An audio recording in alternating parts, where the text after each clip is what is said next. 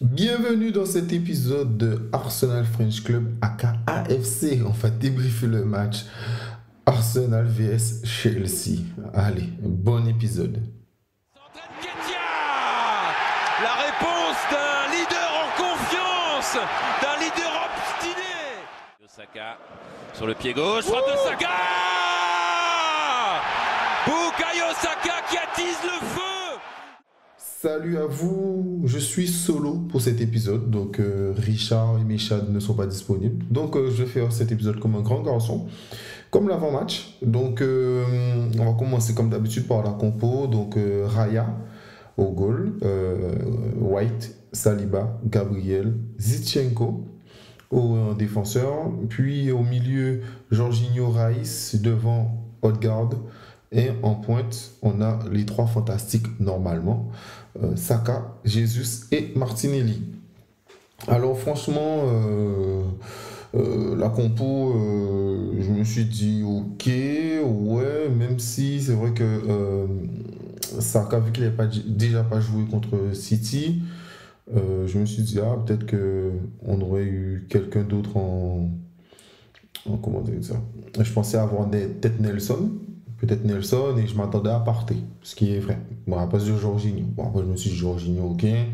Bon, son ancien club, en plus, à part son truc contre Tottenham, il fait pas un mauvais début de saison, donc pourquoi pas. Donc jusqu'à là, tout va bien. Puis, début de match commence. On va parler euh, par rapport. En plus, c'est super intéressant parce que j'ai réécouté à la mi-temps mon avant-match, et j'expliquais déjà tout ce que Arsenal a traversé pendant ce match, que ils ont un très fort milieu. Donc je disais que j'aimais beaucoup Gallagher, et voilà, même s'il a Chelsea, mais je l'aime beaucoup. C'est un joueur travailleur, besogneux. C'est ce type de milieu que j'aime beaucoup. Donc Gallagher a fait un super match.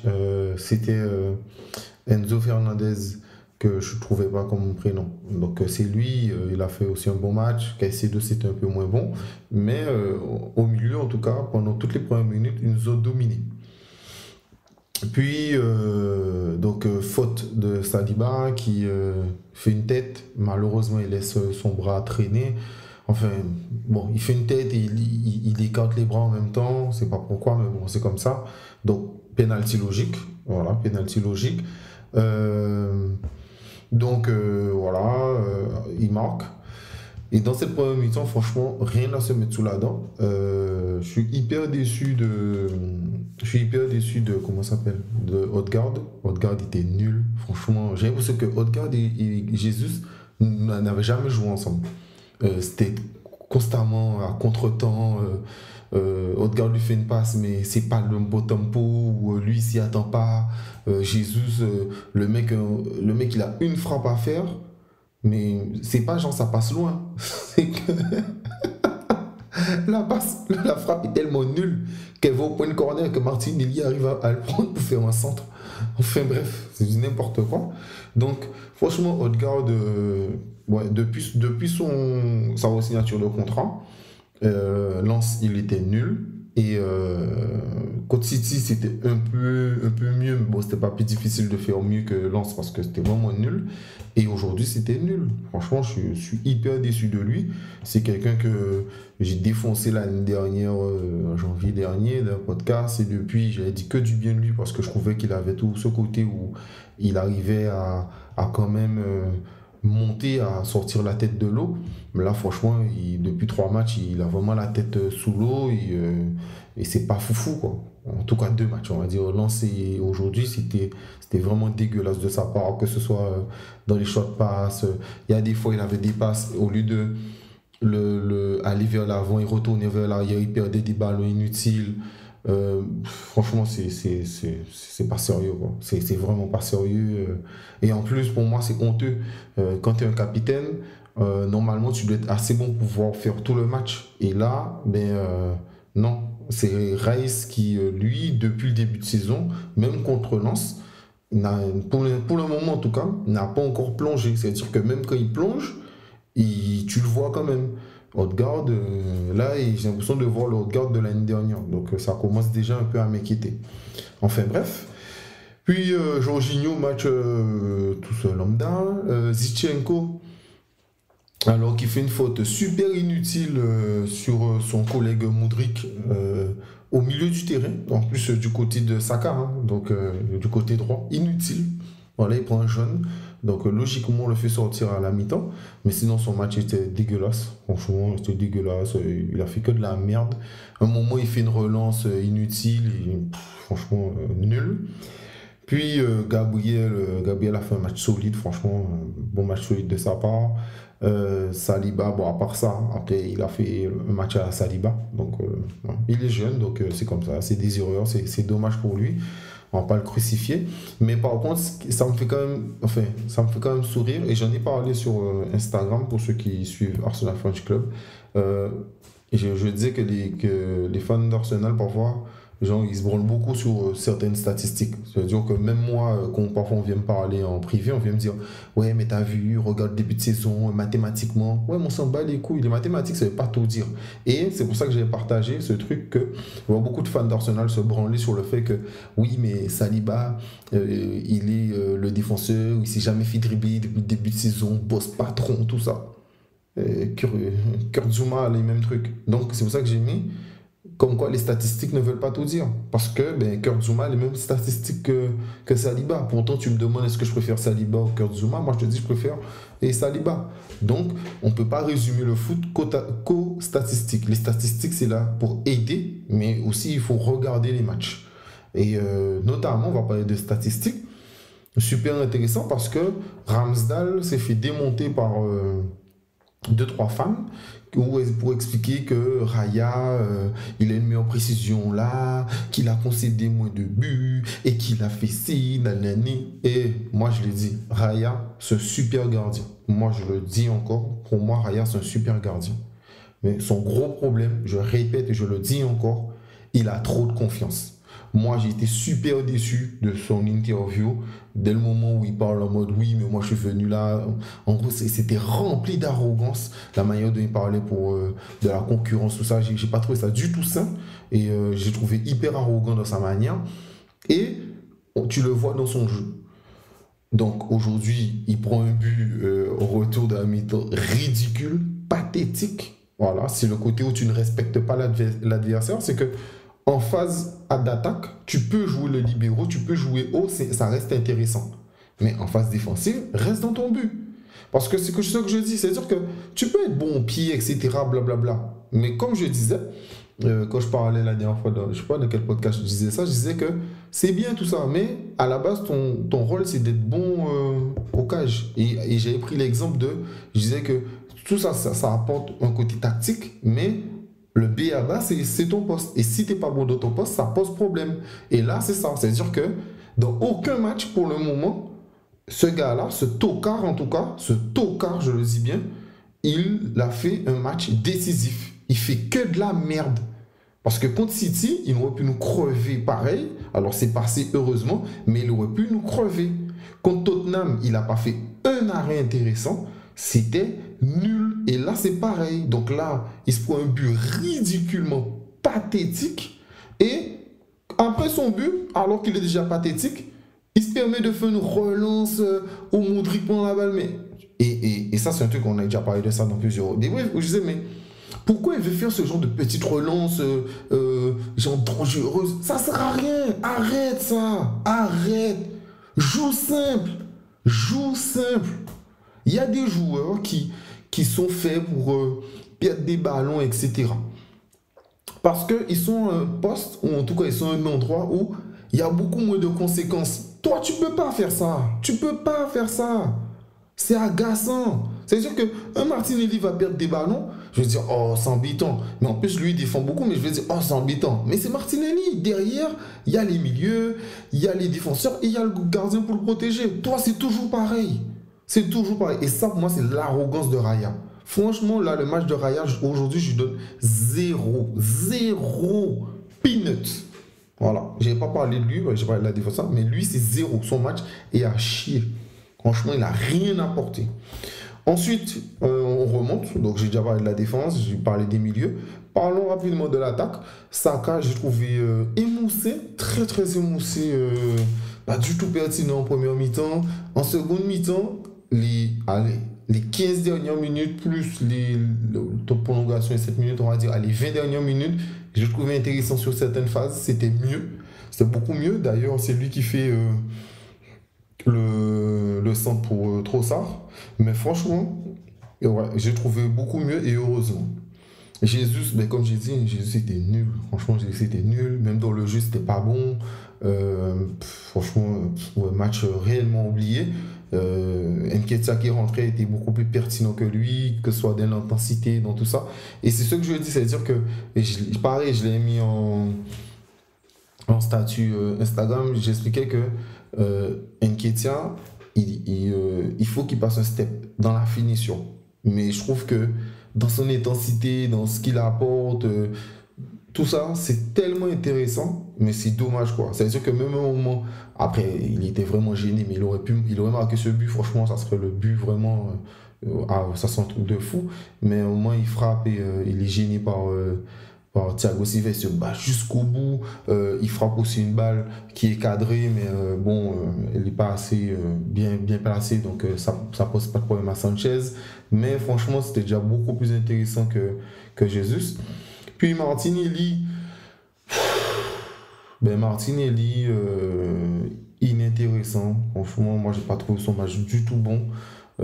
Après, défensivement, le problème de Martinelli, c'est que j'aime beaucoup ce gamin, mais comme je répète encore, il n'a pas de QI, il n'est pas intelligent. Un moment, ceux qui ont regardé le match vont voir de quelle action je parle. Un moment, il fait un retour en défense magnifique avec Malo Gusto, contre Malo Gusto. Il reprend le ballon, tout ça. T'as Zinchenko qui est tout seul, et t'as un milieu, je crois que c'était Jorginho. Au lieu de faire ça, il garde le ballon, tout ça, il est en train de faire du cinéma, finalement, il perd le ballon. Donc, tu as fait tout ça d'effort, mais vu que tu n'as même pas la tête, tu n'as même pas le cerveau, tu n'as pas le truc, sous pression, ou en tout cas avec la fatigue, mais tu n'arrives pas à prendre les bons choix. Et c'est ce qui me dérange avec Martinelli, c'est que c'est un gars pétri de talent, mais il faut qu'il augmente son QI foot. Il faut. C'est un vrai problème. Franchement, c'est un vrai gros problème. Et ensuite, donc Trossard rentre à sa place. Trossard beaucoup plus intéressant que son dernier match. C'était vraiment bon. Voilà, en plus, il marque le but égalisateur, mais dès l'intensité, dans ce qu'il apporte. Et moi, je l'aurais mis dès le départ, pas parce qu'il a fait un bon match, mais parce que je savais que Chelsea aurait joué dans les petits espaces. Et dans les petits espaces, Martinelli, il n'arrive pas à s'exprimer parce qu'il n'a pas assez de dribble et il n'est pas assez intelligent. Donc, moi, j'aurais mis Trossard, en tout cas, avant. Et j'aurais mis Nelson de l'autre côté, à la place de Saka. Et je les aurais fait rentrer après. C'est-à-dire, je les aurais fait sortir peut-être les deux pour ensuite mettre plus d'intensité. Et avec un Martinelli, un Saka qui ont de l'intensité, je pense que moi, j'aurais joué comme ça. J'avoue, j'aurais mis à la place d'Nketiah, même si j'aurais sorti tête à la mi-temps. Mais au départ, j'aurais mis comme ça. Moi, en tout cas, c'est cette compo que j'aurais fait en attaque. Puis, ouais, c'est ça. Smith Rowe, l'enfant du peuple, est rentré. Franchement, j'adore ce joueur, c'est mon chouchou. Mais il faut qu'il se réveille. Sincèrement, il faut vraiment que Smith Rowe se réveille. Voilà, faut qu'il se réveille parce que, ok, chaque fois qu'il est rentré, ça reste intéressant. Mais ok, là, il faut passer le step d'intéressant, frérot. Il faut passer le truc. Parce que là, tu es rentré avant Havertz, et je ne vais pas mentir, Havertz était plus intéressant que Smith Rowe. Havertz était plus intéressant que Smith Rowe pour ce match. Donc, voilà, pour une fois, j'ai vu un Havertz normal, qui en tout cas n'est pas mauvais. Je ne vais pas dire qu'il a fait une grande entrée, mais en tout cas, il était vraiment pas mauvais. Donc, il m'a fait plaisir sur ça. Donc, franchement, bien pour lui. Smith Rowe, il faut vraiment qu'il arrive à monter le niveau. Puis, j'ai déjà parlé de Tomiyasu qui est rentré à la place de Zinchenko parce qu'il a pris un carton jaune très vite. Ben, en gros, un bon match de sa part, meilleur défensivement. Donc, voilà. Félicitations encore, je le redis, à Rice qui a fait une frappe magnifique, mais surtout qui avait ce rôle un peu vraiment de Xhaka, de second capitaine, le gars qui coule pas. Moi, le truc où je suis déçu, c'est que les champions dans cette équipe, c'est Gabriel Jesus, Jorginho et Zinchenko. C'est des gars qui ont déjà gagné des titres majeurs en tout cas. Et ce match-là, à part Jorginho, les deux autres, à chier. Nul. Et ça, c'est pas normal. Mais moi, je parle nul même dans Parce que tu peux rater certaines choses, etc. Mais il y a des trucs, les gars, faut arrêter, quoi. Moi, Zichenko, il y a deux, trois relances, que c'est notamment une quand j'en ai parlé. C'est inadmissible de faire des relances comme ça. Voilà. C'est même pas que tu l'as loupé, c'est parce que tu veux faire un truc, mais tu n'as pas à faire ça, là, quoi. Des relances au milieu, c'est des trucs de poussin. On a beau répéter ça, tu ne fais pas ça. Ça aurait pu amener un but. Et ensuite, ça m'énerve, ils sont là à lever les mains, genre désolé. Non, il n'y a pas désolé. À ton niveau de jeu, tu n'as pas le droit de faire ça. Et je comprends pourquoi ces gens-là étaient remplaçants, pourquoi lui précisément était remplaçant à City. C'était un joueur d'appoint, quelqu'un qui ramenait quelque chose, mais ce n'était pas un titulaire. Et franchement, je suis déçu de dire ça, mais moi je suis d'accord que franchement Zichenko, c'est pas ça. L'année dernière, il a fait une saison franchement plus que moyenne, vraiment plus mauvaise que Jesus. Et donc il a été favorisé par rapport à Tierney, par rapport à ce qu'il apporte offensivement. Et c'est vrai qu'offensivement, il a changé le jeu d'Arsenal. Mais moi, je trouve que trop souvent dans les matchs, il passe en mode je suis bon. Mais frérot, tu dois pas être bon. Tu dois être excellent. Parce que toi, normalement, tu as gagné des titres. On t'a ramené pour ça. On t'a acheté, on t'a payé pour ça. Donc, ça serait bien qu'il puisse faire ça. Parce que, par exemple, la faute qu'il a fait sur mon truc, je reviens sur ça. Mais un joueur d'expérience comme ça, tu n'as pas le droit de faire ça. C'est inadmissible. Pas à ce niveau de jeu. Pas à ce niveau de jeu. Donc, tu peux coûter un match sur ce genre de choses. Donc, il faut faire attention. Et Jesus, pareil. Pareil, je répète encore, pas assez clinique. On a deux attaquants, ils ne sont pas cliniques. Deux attaquants, ils ne sont pas cliniques. Les gars, ils ont des actions pas foutues de cadrer, quoi. Donc, une question, j'en ai déjà parlé, lui, ça va aujourd'hui. Mais Jesus, c'est ça. Et c'est ce que j'expliquais pour le match contre PSV Eindhoven. C'est sûr qu'on gagne 4. Mais dès qu'on gagne 4, on fait 3. Jesus, il sous les frappes, il se permet de jouer. Eh frère, vous tuez, vous vouloir tuer le game. Et ça, il l'a pas. Contrairement, exemple, à un Martinelli, c'est ce que j'aime avec Martinelli, c'est que Martinelli, il a fait de but. Mais Jesus, vraiment qu'il se réveille aussi à ce niveau, c'est pas possible, quoi. On t'a acheté super cher, il t'a donné un super contrat, tu voulais jouer neuf, mais montre que tu es neuf. Montre que tu es neuf. Parce que plein de fois aussi, Martinelli centre, mais il n'y a pas de pointe en attaque parce que Jesus n'est pas à son poste. Il fait un peu comme Lacazette faisait un moment. Et ça devient un peu agaçant. Franchement, ça devient un peu agaçant. Donc voilà. Au-delà de ça, voilà, bon. Je suis pas franchement énervé par le match. Je suis pas énervé, je suis pas content non plus parce que c'est pas genre ah ouais super on est revenu. Alors bon tant mieux pour Arsenal mais bon franchement ça me touche pas trop parce que moi le problème c'est que j'avais déjà analysé le match en mode ça sera un match très dur etc et que j'essaie de jouer. Moi je sais pas si on gagne parce qu'on mérite de gagner. En fait si on fait nul parce qu'on mérite de faire nul ou parce que pour moi, Pochettino a fait des changements qui ont servi à Arsenal. Modric et Cole Palmer, je les aurais pas sortis. Et il les a sortis. Il a fait beaucoup de changements en pensant que le match était plié. Et je pense que c'est là peut-être que les joueurs d'Arsenal ont mieux joué leur coup. Mais Cole Palmer, il nous a fait l'amour. Franchement, ce match-là nous a fait l'amour. Alors oui, c'est vrai qu'il fait une faute, une vilaine faute, mais au-delà de ça, son reste de son match a été vraiment bien. Montrer que son but est magnifique. Et ça me fait sourire parce que pareil, dans l'avant-match, je parlais de ça. Je disais que les fans d'Arsenal se foutaient de la gueule de Modric avant qu'il marque son premier but. Mais là encore, ils nous refont un but devant nous, devant notre gueule. Donc voilà. Donc ça serait bien d'avoir un peu plus d'humilité à ce niveau. Au-delà de ça, bon, espérons faire un bon match mardi. Mardi, on joue contre Séville. Je ne sais pas s'il y aura un débrief parce que je vous avoue que je travaille à cette heure-ci. Donc, moi, je ne regarderai sans doute pas le match. Donc, je ne sais pas, je ne pense pas qu'il y aura un débrief. Je verrai avec les autres de l'équipe. Donc, voilà. Prenez soin de vous. C'était un plaisir de faire ce débrief comme d'habitude. Et puis, comme toujours, n'hésitez pas à me donner vos retours en commentaire, soit sur YouTube, ou alors sur Instagram directement. Et puis, n'hésitez pas à les noter aussi sur le site internet. Vous avez les liens disponibles. Voilà. Comment dire ça, sur Twitter, sur Facebook ou sur Instagram. Donc, n'hésitez pas. Allez, comme d'hab, prenez soin de vous.